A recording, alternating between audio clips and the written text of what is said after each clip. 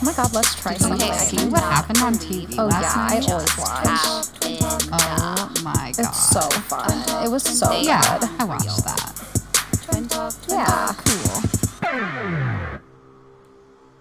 Hello, what is going on? We are back here to tell you about everything that happened in the Bachelorette, In the movies. in the Heights. That's right. We're gonna talk about it. True. You know, crazy day at school, crazy day at the work. bar. So we have a lot to chat about on episode 2 of Twin Talk. Cheers, cheers. Yay! But Clang it. woo! You're right. Cling that's sort of hard. So the first thing we got to talk about first is this wine that we're trying. It's pretty freaking good. But I it will was say. insane to freaking get to. So it's Jullian, Hough's, and Nina Dobrev. Do you see Yeah. Dobrev? I think it's Dobrev. Dobrev. She played on She played Vampire Elena Di- in Vampire Diaries. Yeah.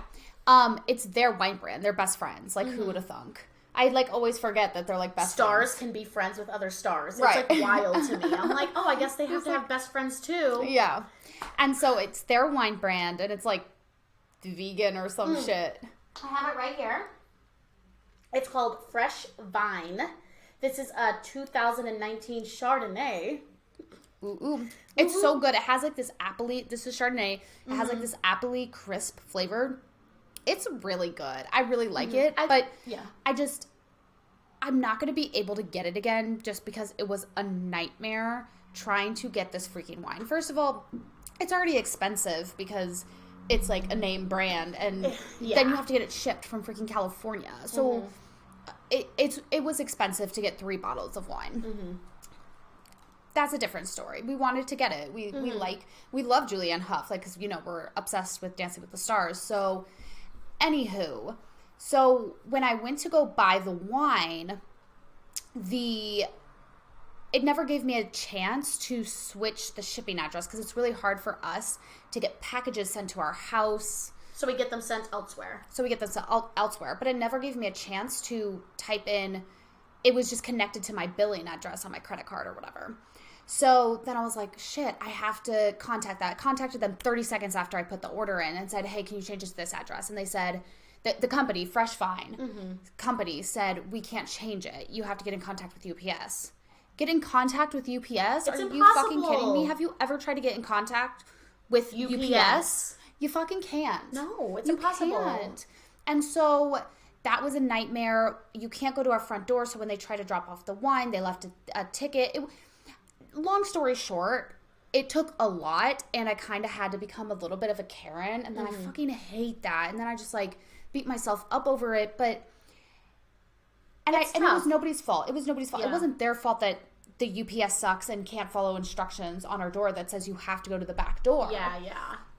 It's not their fault, but we were bickering because I'm they were just going to take my money and not give me the wine back. They're like, well, you have to repay for shipping, and I'm like, why would I do that? It's not. UPS should pay for shipping. They're the ones who are literally cannot do their jobs. Exactly, but then I can't get in touch with UPS, so then the only person I can talk to... Long story short, the wine is very, very good, and I'm glad that we finally got it.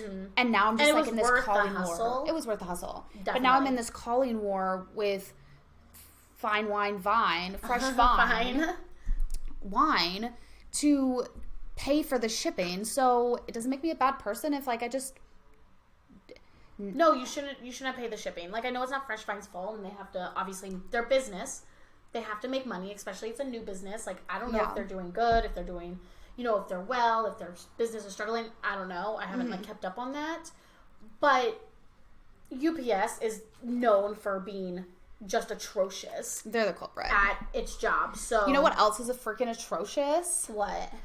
Just the drama on Bachelor Oh already. my god, it's so drama. You're so right. Okay, I don't know what's happening. Karl is batshit crazy. And it was drama from the second. And usually they start off with a fun date, a fun group date. That's a little competition-y, but it's all in good faith. I have to, just a second, guys.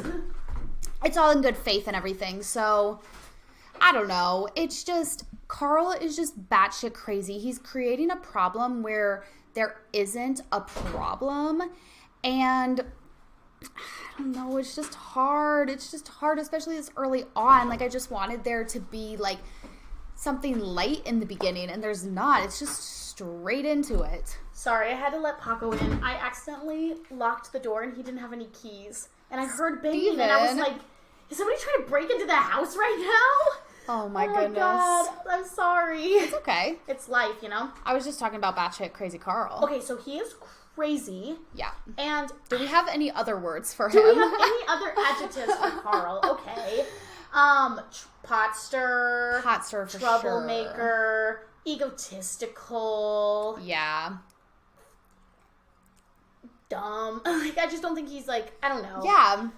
I don't know. Like, I mean, listen, it's all the way you get an edit. He could probably be the sweetest person in the world, and they just gave him a huge edit. But at the end of the day, you still have to say the things that you say to get an edit in the first place. Right. Like, I don't think that they're taking just the sweetest person in the world and turning them into the villain.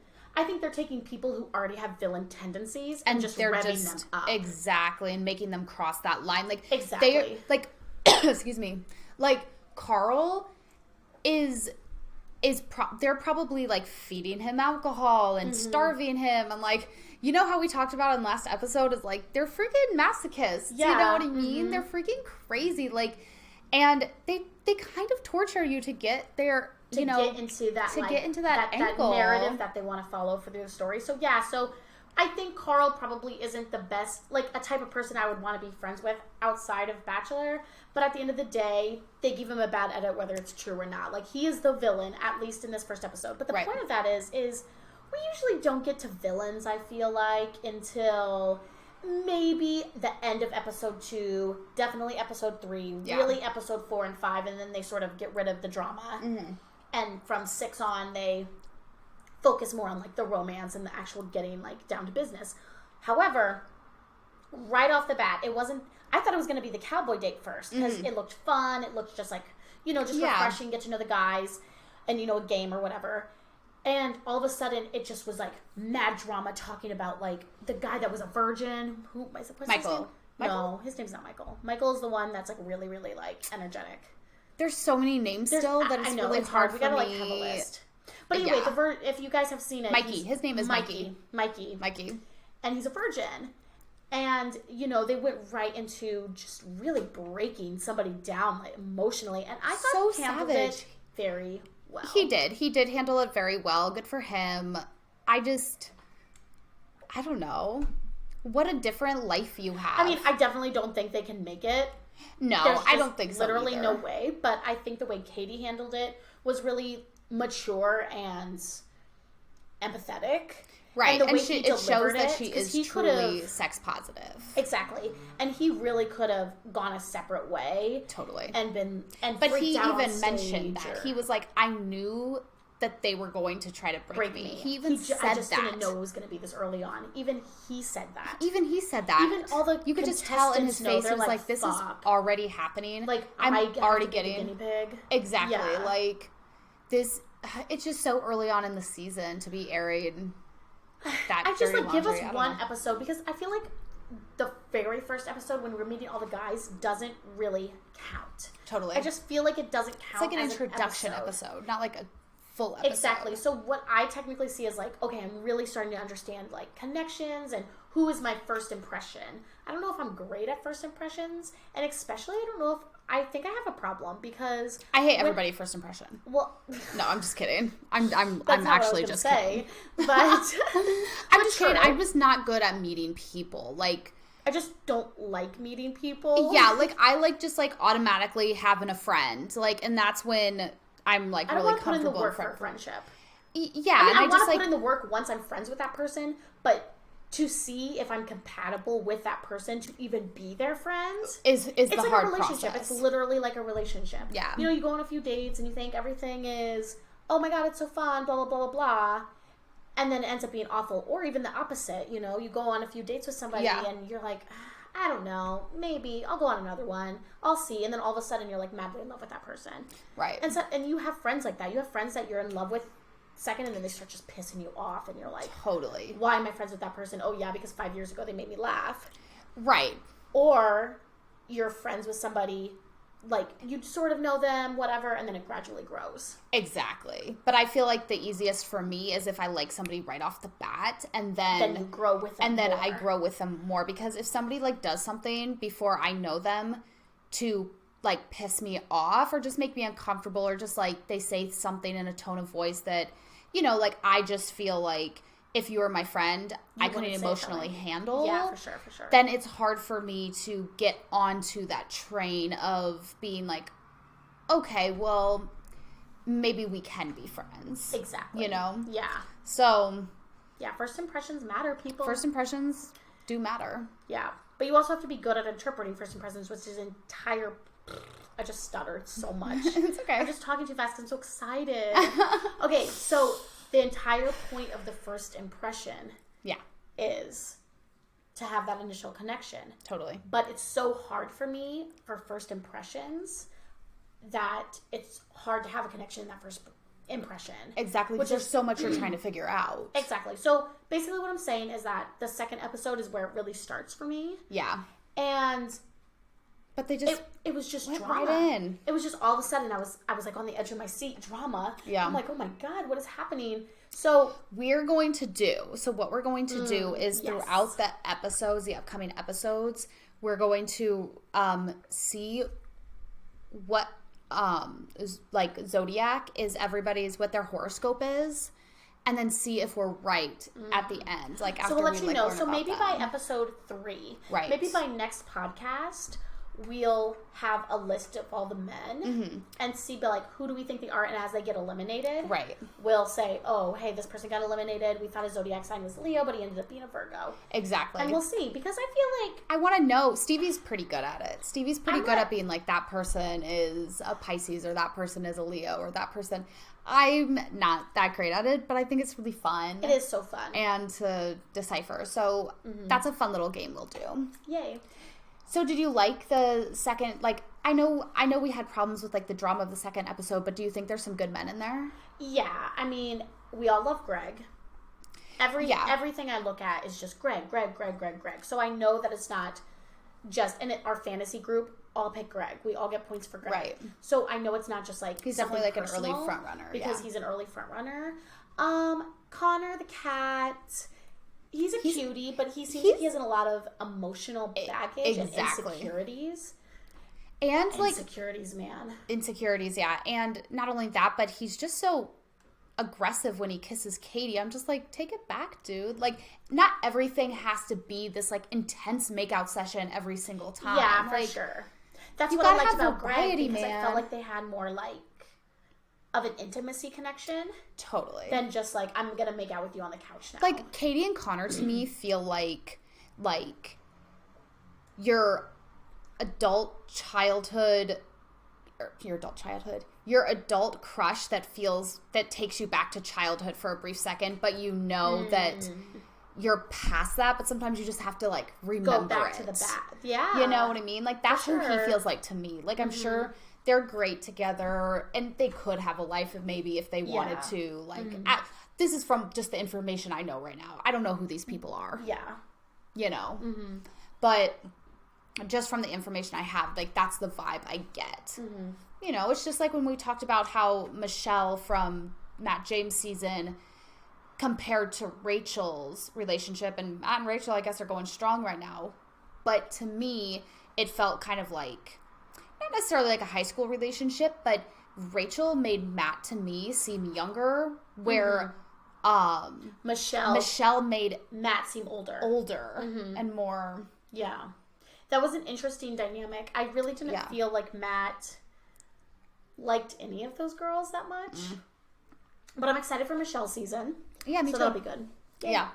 Yeah, I mean, I liked the episode. I thought it was good. I just thought it was different than what we usually see.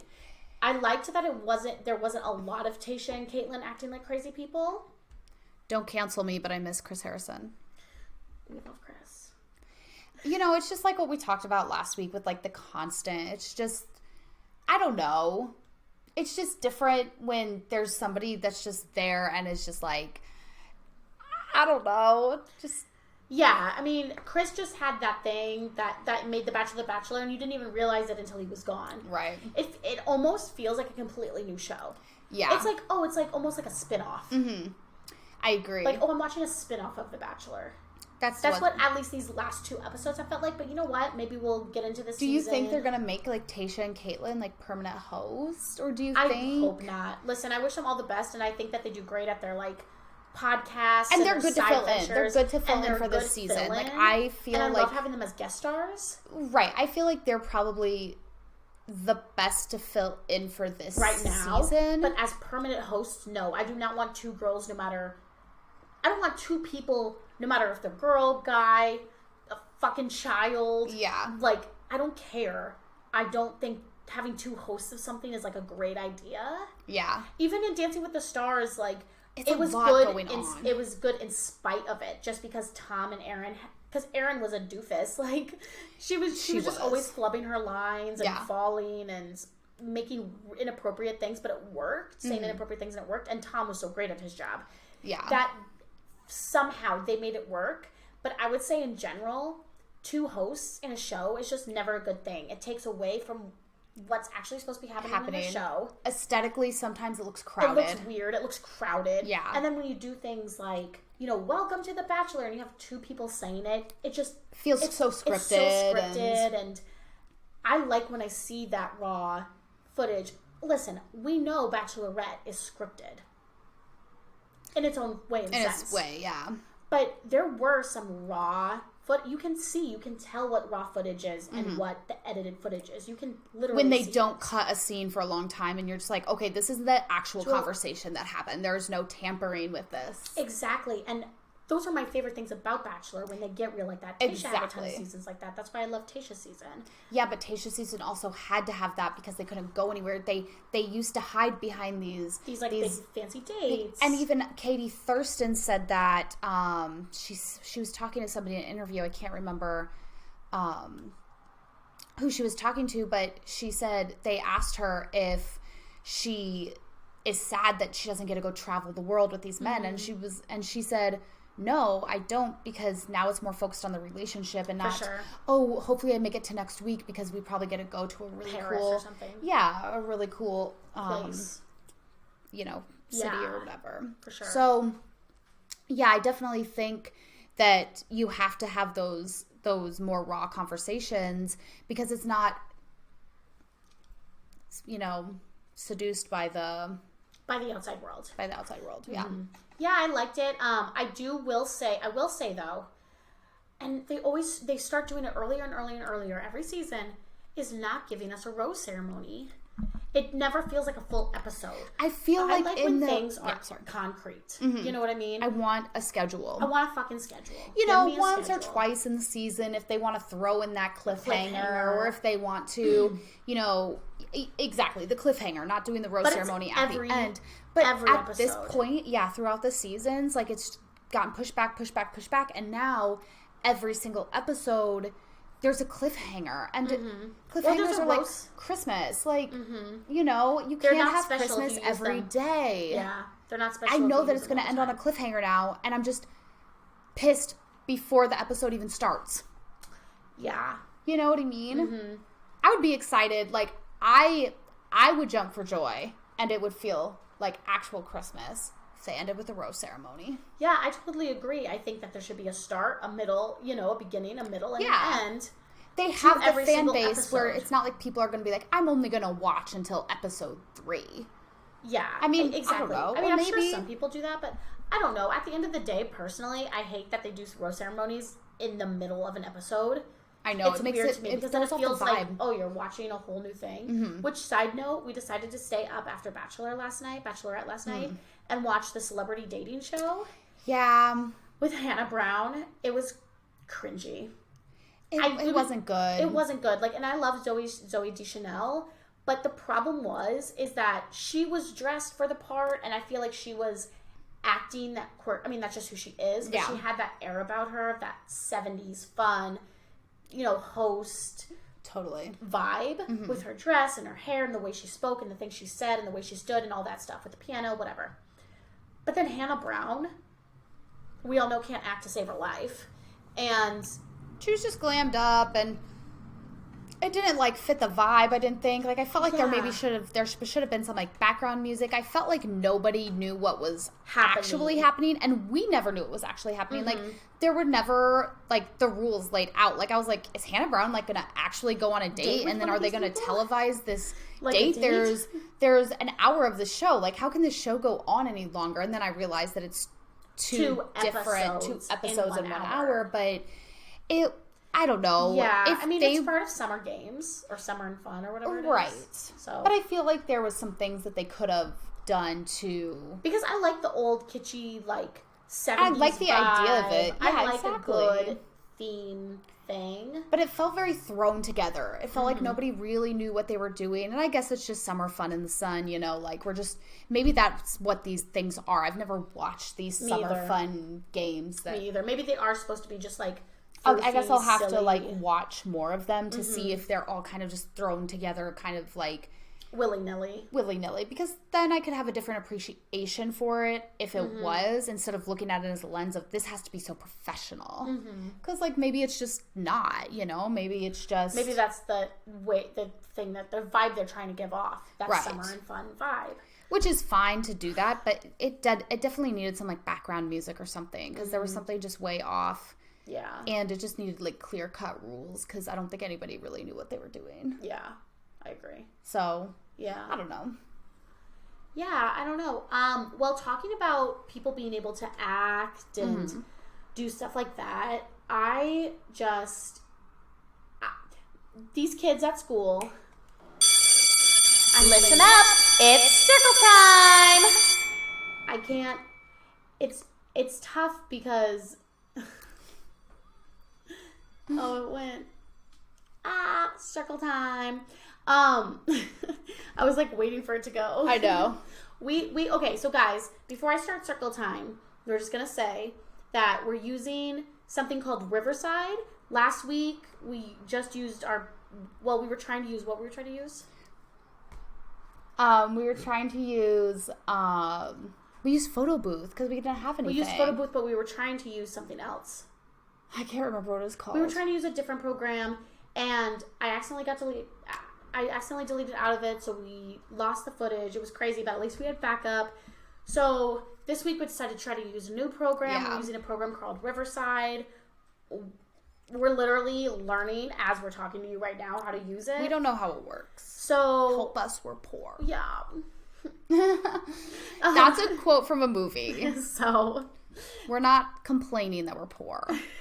Everybody's poor. Oh my God. Unless you're mega rich. And that's just how society is. The rich keep getting richer and the poor keep getting poorer. Jesus. All right, so circle time. You know, you gotta let them know young that that's true. The world ain't fair. The world ain't fair. And the kids, well, this story that I'm going to tell you actually... Kids get anything these days. Well, they do, but this story that I'm about to tell you is actually sort of funny. Okay, please tell me. So... What's happening? So, the kids were playing with a basket of toys at the table. And there was a ton of toys out on the table, but they all wanted the one toy. Of course. In the basket. Right. So, they're fighting over the basket, blah, blah, blah, blah, blah, blah, blah. And the other teacher that I work with... Hi. She watches the podcast. Oh, yay. She took away, the basket and said, okay, well, if you guys are going to fight over it, nobody gets it. And one of the kids started to cry, which part of my story is these kids are caricatures. I mean, when an adult gets sad and, they internalize it. They don't show it on their face unless they're, weirdos, like if they're out in the public. Yeah, they totally. try to conceal it. Yeah, and, definitely. Most people, I would say. Maybe not Pisces. Amanda's a Pisces. Oh shit, I'm sorry. So anyway, they conceal it, and so anyway, I'm emotional too. By the way, we're all emotional. So this kid, when he gets sad, he just goes. And he physically changes. Right. He slumps his shoulders. He sticks the lip out. You know what I mean? And it's just so funny because I'm like, when do kids stop doing that? when do we first of all, how do we learn that? Because adults aren't walking around going, I'm upset. Yeah, I guess that's fair. You know, and even in movies, I guess maybe in cartoons. Probably in cartoons. But I would say, but we don't watch cartoons to maybe it's because they're so new at talking that they're using physical body language. That's probably exactly what they're doing. You know, describe how they're feeling inside. Yeah. Maybe. I don't know. There has to be some, like, sort of study on that. But, so anyway, we'll have to look into it. He's just caricature. So, this poor kid, I mean, not really. He was fighting. He right over and starts crying. Okay. And this other kid points at Miss Amanda like this and is like, you made him cry! And she was like, I did not make him cry. Yeah. You guys were fighting. Yeah. And it was just so accusatory. And I was just like, what the hell just happened? He was standing up to authority, yeah, Miss Stevie. He was standing up to authority. We were like, you do not talk to your teachers that way. You made him cry. Like, it was with so much gusto. Oh my God. Oh my God. We were dying. Like, it was just one of those things where we didn't want to laugh. You can't even be mad about it because it's so funny. It was so funny, and we didn't want to laugh in front of him and think it was funny because then he would think that behavior is okay. Right. But we're just looking at each other like that. Oh my gosh. We're trying so hard to hold our laughing because it was so funny the way that he just yelled it. But, like, come on, you can't. He also needs to learn. You can't speak to your teachers like that, and he also needs to learn. He can't speak to people like that. Thank you. People in general. Even once he's older, you shouldn't speak to people like that. But he got it taken away because they weren't playing nice. Yeah, exactly. Oh my God. So anyway, I just thought it was so funny. Maybe it was funnier in person. I don't know, but. There's so many moments when you're a teacher. You just learn from the children, and you, like, learn, like, you can see their gears turning in their head. Oh, you can totally see it. But what I was going to say is that I just feel that it's tough. It's really delicate balance because there's so many times where a kid does something that you don't want to laugh at, even though it's hilarious, because it's poor taste or bad behavior. So you sort of have to have a delicate balance of, okay, what's acceptable because they're children and it's fun, and what do you want to squash out of them so they don't grow up to be bullies? But you're also not their parents. Yeah, but I mean, I might as well be for some of these fucking kids. I understand. I know. Yeah. I know. I'm just saying, you don't want a parent coming in and being like, you have to know your boundaries with the kids. I mean, totally. I would never, ever in a million years. I'm not saying tell you would. Kid. I'm just saying. But I think it's wrong. Like, I don't think anybody at any school, I guess unless it's a private school that you pay for your child to go to and be like, you're a Catholic or something like that. Right. But, like, I work at a private school. Yeah. And I would never in a million years be like, oh, you have to be a Christian or explain like God to kids. But some people aren't like that. I'm fully aware. Yeah. And those people need to be fired. I agree. I'm very open-minded with the kids, but not opinionated when it comes to my personal beliefs. Right. You know? Yeah. So. Totally. Yeah.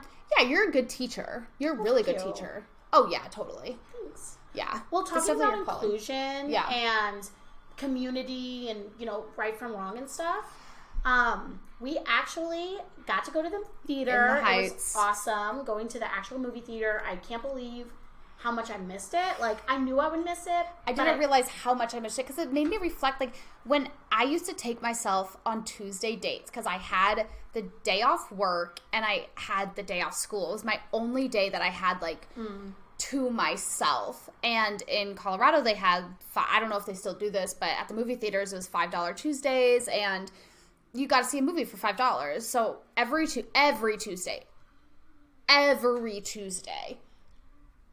don't even know how long, I took myself to the movies. And I had like a little date. Maybe I'd go out to dinner before. Maybe I'd just get like popcorn there or. So cool. Yeah. That sounds fun. Yeah. Like every Tuesday I took myself on a date. And it just like, and I just remember loving the movies so much. And then I forgot how much I loved the movies. And then of course we didn't go to the movies for like a year and a half. And then we went back. And it made me really miss fucking going to the movies. I don't know. There's just something about it. There's something magical about it. I mean, I wish it wasn't so expensive. Like, that really sucks. It's so fucking expensive. It's so expensive. But, you know, you don't go every day. I mean, I guess if you went every Tuesday, that would add up. Before the pandemic hit, I was about to get one of those passes and see if it would be worth my while. Yeah. But it's hard. I don't know. Yeah. I feel like once I get the pass, then it's gonna become like, oh my god, I have to go see a movie. Mm-hmm. Instead of like, hey, I want to go see that movie. I have a pass. Let's go. You know? Yeah. I don't know. Maybe you just gotta change your mindset. I gotta change. I gotta do that with a lot of stuff. Me too, girl. Me too. Yeah, we gotta work on that. Cheers. Working on mindsets. So yeah, we saw In the Heights. Before we criticize, we will say that we loved it. It was very good. It was a really good movie. It was fun. Very good. Everybody was talented. So much talent. Yeah. So much talent. I loved the choreography. I love the cinematography. It was a really good movie. 10 out of 10. But with that being said, we obviously have some criticisms because we're critics. And please let us know if you have the same opinion. There will be spoilers if you haven't seen it yet. Yeah. So, just be wary of that if you want to skip ahead to the next section. But with that being said, my personal thing that I think that bothered me the most about it was the unnecessary changing of the script. I agree. I felt like they kept the same script, but they changed the scenario a little bit, and it wasn't as powerful. I agree. It wasn't as powerful as it originally was as a Broadway show. For example, spoiler, when the blackout happens, the stores get in the musical, like the stores like get ransacked and vandalized, and that's what happens when we, like in the blackout in 1977 in New York. There was a lot of crime. Yeah. There was a lot of crime. It wasn't, people just didn't, I mean, sure, some people did, but people didn't just go hang out and, like, play bingo at their friend's house with candles, like. They're like, let's go over to Grandma's house and have a dance party. You know what I mean? Like, so, but anyway, that's not even the part that bothered me the most. I know. That bothered me most because I felt like it almost romanticized. The blackout? Not the yes, the blackout, but almost Washington Heights in a way. Right. And I've lived in Washington Heights, like, I had some great times there, but it's dirty. Like, yeah. So. But this is what I was saying. Sorry to interrupt, but this is what I was saying is for the cinematic value, they had to lose some of the truth of Washington Heights. Yeah, so they had to There's lose no way to have them in tandem. And if there is, please let me know, because I have literally stayed up a whole night thinking about this. We just saw it the other day. Yeah, we saw it yesterday. I literally, it's been on my mind. It's like, how can you create something that's so cinematic, especially since it's singing and dancing? How can you create something that's so cinematic without taking some of the truth away? Exactly. You can't, because at the end of the day, Washington Heights is a rough place. It's a rough place, but if you're going to do a musical, that the musical itself was amazing, and it showed how, watch the grit and the hard, the hardness of Washington Heights. But in the movie, it was glitter and rainbows in a sense. Exactly. And so that sort of threw me off a little bit. Yeah. But with that being said, I could even get past that. My biggest complaint was at the end, instead of it being this beautiful graffiti portrait of Abuela, they didn't do that at all, which didn't make any sense to me. None. And they redid the inside of his bodega. And I just felt like it's the exact same thing. Something got painted, it changed his mind, it made him have a realization, whatever the case may be. But it wasn't as powerful as spray painting Abuela's face on the grates of the bodega. Yeah. I agree. Why would you do that? They told her story, They told her story so fast that you couldn't feel connected to Abuela. You didn't feel bad when she died because you didn't know who Abuela was. Yeah, that is so true. I agree 100% with that. So, I really felt like they let down Abuela downfall. in that. Yeah. Which is which is so sad because the person, I cannot remember her name, but the person who played Abuela in the movie originated the role on Broadway. Right. So it was just crazy. It was just crazy. So I will say, I felt that the character development, I felt like they were trying to throw so much fact at it that we never really got a true character development from anybody. And also... And they took out some good songs. They took out some of the best songs. Ugh. They took out some of the best songs. It's so hard. Yeah, so, I mean, I get it. It's rough. You know, we love the movie. In the Heights was written in 1999. Right. But I think it came on Broadway 2008. Yeah, so like, obviously, with anything that you're going to transfer over to something else, like, you need to make it a little bit more relevant. You need to make it more modern. You need to make it X, Y, and Z. I get that. I feel like they maybe could have done that in a little bit of different ways. Stevie and I were talking earlier about how it should have been more of like a community feel the whole time instead of individual stories, if this is the way they were going to go with the movie musical, because they did a really good job. I loved that it wasn't hokey, because sometimes musical movies can, especially transferring over, can be a little hokey, and you're really aware that it's a musical movie. Yeah. Within the Heights, you know, I kind of got transported into, it was almost like an opera. Like, there was dialogue in there, but, you know, it was a good continuation, and, like, it flowed. If you know what I mean. Yeah. Like, I feel like it was a good adaptation, but they didn't need to change the script so much. Yeah, they changed the script so much. And when they changed it within the Heights, it's like almost all of it is music. Is music. There's not a lot of the dialogue is within the music, and you learn a lot about the characters within the music. So when they changed, I feel like, some songs into more of an elaborate number instead of character development within the number, that's when you lost it, because the character development was already there in the songs, but then they cut the songs and then they tried to give them character development, and it's another example of they got it across, but it wasn't as powerful as the first time. They should have just... And listen, I'm not saying that I want like a direct copycat of the Broadway musical. I was expecting changes. I was excited for changes. Exactly. I was excited to see what they were going to do. But I did feel like the changes they made were just unnecessary. Right. 96,000, though, I will say. The way that, I think that was my favorite number when they were in the pool. Like, yeah. They do this really cool thing. Everything about that number was really fucking awesome. The choreography, the cinematography, everything. The outfits, the way... Everything was really magical, and I really liked that number. And I can't wait to watch In the Heights again to continue to build an opinion on it. Exactly, and that's another thing. We've only seen it once. I know, and once again, we loved it. It was awesome. Please go see it. It's amazing. We just like, critiquing. We just like critiquing, and those were our criticisms. Let us know if you have those same criticisms. But I am excited to watch it again, because I do feel like it's one of those movies that every single time you see something new. And even I know that because I was YouTubing, I fell down a rabbit hole.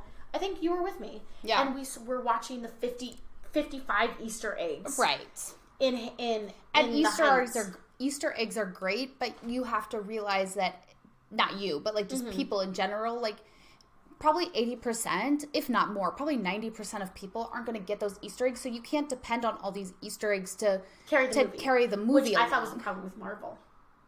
I agree. But that's a whole different discussion. We'll talk about Marvel next week, maybe. Yeah. Or at some point. Loki. I'm excited for Loki's new episode. Yeah. We'll see, because we were talking about Loki. I don't know if you've seen the first episode. Cinematically, great. It's a good, introduction. It was a good introduction. I'm a little sick of time travel, but I'll get past it. Yeah, totally. I think Loki deserves his moment in the sun. Just freaking give him his moment and see what happens. Everybody else gets a goddamn moment. Yeah, everybody has their own fucking movie, and yeah, totally. Like, I'm excited for this. Yeah, but I didn't get much out of the first episode. Exactly. In a sense, the next episode's tomorrow, so that's true. I'll watch it. Yeah, I'm so excited. Yeah, I'm really excited for it. I just felt that maybe... I don't know. I don't know. There was nothing, like, for me, there was nothing, like, hanging on to... I'm going to watch it, but I feel like maybe if I was an outsider, there was nothing that pulled me in enough. Where I'm like, I cannot wait. I can't wait for the second episode. I agree. But I feel like sometimes Marvel does that. As like, I'm like, oh, okay. Like, in the beginning, I'm whatever. And then by the middle, I'm like, here we are. Let's go. Yeah, you get invested. You get invested. You do get invested. But I can never tell what that part of Marvel is where I switch to being invested. I will say the only show that I never felt that way about Marvel in, and I love Marvel. Like, it's fun. I like it. But was WandaVision. I thought WandaVision, from the second it began from to the beginning second it to ended, end, from that double-ended credit, right, was fucking phenomenal. Yeah, WandaVision was very good. Yeah. But Marvel, it's just something... Marvel, you know, builds off its name because it's something that you know, they know that you're going to watch and you're going to get invested in just because of the name. You go to the name first. And even if you hate 5 films in a row, you're still always going to... You're addicted to it now. You're addicted, yeah. You gotta have Marvel. You gotta have Bachelor. You gotta have Bachelor. You gotta have Marvel. Cheers. You gotta have movies, man. You just gotta have it. You love to hate it. Yeah, like, entertainment in general. It's just the way of the world. Oh, totally. How are we supposed to get and the right that's things? why arts are so important in schools, children. Start funding the arts. It's true, though. Let's get some fucking money into schools for art programs. Yeah, totally. How do we do it? I don't know. Gotta be more dedicated than me. Like, I wish more than anything I was like a go-getter and I started... I know, like an advocate for something. I wish I advocated for stuff, but like, I talk about shit. But like, for me, it's just like really hard to just like start something. I don't think it's hard to start I don't think starting anything is your issue. You start lots of things. You have your makeup thing. We have Twin Talk. We have Eggs and Bakey. That's true. You have a full-time job that you work overtime at. Yeah, that's true. Like, you do your own projects. Like, yeah. You don't have trouble starting things. I think not the problem, but I think the issue is... Yeah. It's... no, but that's personal. That's what I'm saying. Yeah. You advocate for stuff. So that's what I'm saying is like to start something that's personal, like, yeah, like even that takes time and that sometimes can be obviously hard because you want it to be a certain way and it's never going to be the way you think about it. But I'm talking about outside of myself. Mm-hmm. Like, I start all these projects for me, but then internally that just makes me feel selfish because... Should I be doing something for the world? I'm just existing right now, people. I ain't doing shit for the world. I will tell you that. Right now. Like, I didn't ask to be born, but I was. Here I am. I'm sitting here. I'm talking. I'm not out there like, let's all go recycle. Yeah, I guess we should, but like, I'm not out there advocating for it. But you do recycle. I do recycle. So you're doing your small part for the world, Tealana. I know, but I'm saying that I wish that I was more of an I totally activist. Agree. I totally wish I was an activist. I'm just not an activist. I wish that was a passion of mine. I could be. It's just and not I a passion am of for mine. certain Exactly. things, but I have to work at it. But then there's certain people out there that they were just born to fucking advocate for something. I know. And that is their superhuman power, and that is their passion, and that is what they want to do. I wish I had a little bit of that in me, but I don't. I don't either. And the tough thing is especially now with everything that's going on. This is a good little debate question. If anybody wants to chime in, because especially now with everything that's going on, I feel like you're expected. Mm-hmm. This sort of goes into the Heights. Mm-hmm. I feel like you're expected to advocate for something in the Heights. Added this entire section just randomly, which was another thing. They didn't talk about it, and then all of a sudden it was like a little snippet, and then they didn't talk about it again, about Dreamers and In the Heights. I understand that that's an issue, but it felt, oh God, we're a Spanish movie. Like, we're a movie about Spanish people and in the Washington Heights. Of course we have to talk about Dreamers. Right. You know what I mean? It felt forced. It felt like an agenda was trying to be pushed in my face. And everything now, I just feel like if you're not pushing an agenda, if you're not a celebrity who stood up for something and said your part and your passion, or your political views, then you're canceled. You're canceled. Fuck you. you know, Yeah. how dare you haven't stood up for something? Okay, well, what if I just want to, all I want to fucking do is write an album and sing? Why? Just because, you know, just because you're famous. I have a platform. And you have a platform, you have to advocate for something. I don't know, like, a lot of people will say that's just the way it is, that's your duty. It's like, you're damned if you do, you're damned if you thing. do, you're damned if you don't. But I don't think so. I do not think that just because you have a platform, you automatically have to have a position on political issues. You don't have to do that in your goddamn job. Yeah, that's true. And it's frowned upon to talk about politics in your job. So why and all these of a are sudden their do pop jobs. Stars? Their jobs are to be actors. That is their job. Exactly. So why all of a sudden are actors get crucified if they don't have a position on something politically? Yeah. It just drives me insane. It's Maybe I'm not seeing something. No, I agree. If I'm wrong, but I think that's an issue that can be debated, and there'll never be a clear-cut answer. It's a chicken or the egg question. Mm-hmm. It's never going to be answered. Everybody's going to have their opinions, but that's the great thing is an opinion like that isn't going to change the world. Exactly. If it's not like an opinion like that isn't racist. An opinion like that isn't hurting somebody physically or mentally. You know what I mean? Yeah. I mean, I don't think so, but I feel like that's what people are trying to say is it does affect people physically and mentally if you don't take a stand on something. That's bogus. I think it's bogus too. That's bogus. But I mean, it goes back to what you're saying. It's a chicken and egg situation where nobody's right and nobody's wrong, but everybody wants to be right. And everybody wants there to be black and white. So when they take a stance, they can't just have like a normal conversation about it. It has to be black.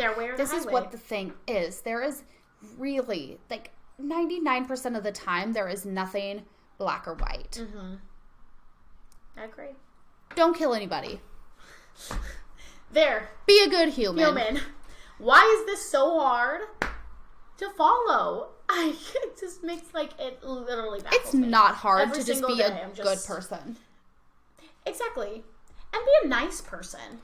You can be nice. Exactly. Nice is different than good. Totally agree. Nice is different than good. But at the end of the day, I just feel like you have to actively be a bad person to be a bad person.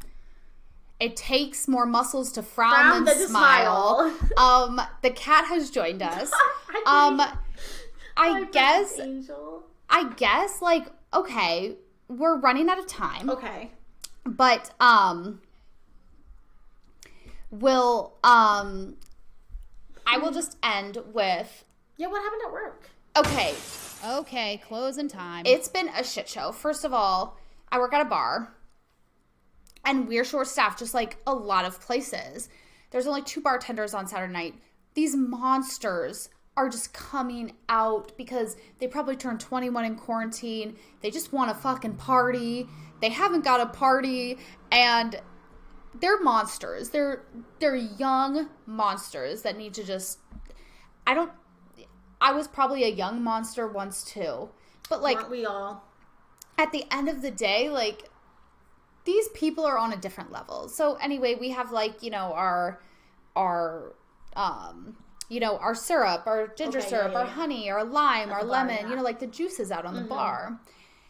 And it was a Friday night, and this girl's obviously fucking drunk, and she just steals the simple syrup off the bar, and then she starts chugging the simple syrup. Ew. This is what my manager told me. I wasn't physically there, but this is what he told me because he brought the simple syrup back to the kitchen and he put it down. And he's like, "You won't believe this," and he told me because we were closing out in the kitchen, and I was just like, "What the fuck?" And he was like, "Yeah, she took it off the bar and she started chugging the simple syrup." And it's first of all, you nasty as hell. That's gross. And second of all, why? I've known stories where people have gone to the back bar and they've taken the cherries or the olives. They've done whatever. Exactly. But I don't know. What are you trying to prove? Yeah, that's weird. It was really weird. And then I had this other girl. She seemed so freaking sweet. But she asked me, like, we have this chicken entree called the mustard chicken. And she was like, does your mustard chicken have pork in it? And I don't know. I felt like it was such good for her for, asking. Yeah. But to me, I was just like, no, our chicken doesn't have pork in it. Am I crazy? Yeah. No. Like, that was a weird question, right? Yeah, I think. I mean, maybe some factories, like, mix pork and chicken together? I don't know. I feel like that is a weird question. We'll definitely have to do some research, but I feel like chicken is chicken, and... Because then it made me, like, second-guess myself, and I was just like...